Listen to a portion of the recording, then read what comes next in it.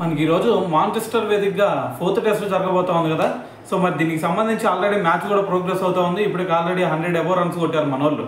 అయితే మరి దీనికంటే ముందు చూసుకుంటే టాస్ విషయంలో మళ్ళీ ఇంగ్లాండ్ టాస్ గెలిచింది, మళ్ళీ మన వాళ్ళు టాస్ ఓడిపోయారనమాట. మరి టాస్ ఓడిపోయిన తర్వాత మరి శుభ్మన్ గిల్ ఏమన్నాడు, అటువైపు బెన్ స్టోక్స్ ఏమన్నాడు అనే దాని గురించి క్లియర్గా మాట్లాడదాం. అయితే ఇక్కడ మరి చేంజెస్ చూసుకుంటే మొత్తం మనకి 3 చేంజెస్ జరిగినాయి. ఒకటి మనకి నితీష్ కుమార్ రెడ్డి ప్లేస్లో వచ్చేసరికి షాదుల్ ఠాకూర్ వచ్చాడు. దాని తర్వాత ఆకాష్ దీప్ ప్లేస్లో వచ్చేసరికి మనకి అంశుల్ కాంబోజ్ వచ్చాడు. దాని తర్వాత కరుణ్ నాయర్ ప్లేస్లో సాయి సంతోషం వచ్చాడు అనమాట. అయితే ఈ 3 చేంజెస్ జరిగినాయి. అయితే మరి ఇక్కడ టాస్ గెలిచిన తర్వాత శుభ్మన్ ఒకటే చెప్తున్నాడు, మరి టాస్ ఓడిపోవడం అనేది నాకు మంచిదే జరిగింది, ఎందుకంటే టాస్ గెలిచిన తర్వాత ఏం తీసుకోవాలి అనేది కూడా నా మైండ్లో లేదు. సో మరి దీని గురించి అయితే ఖచ్చితంగా నేను కొంచెం ఇబ్బంది పడేవాడిని అని చెప్పేసి ఒక స్టేట్మెంట్ ఇచ్చాడు. దాని తర్వాత చూసుకుంటే గత 3 మ్యాచ్ల్లో ఏదైతే ఉందో సో ఆ 3 మ్యాచ్ల్లో మేము గట్టి పోటీ ఇచ్చాం.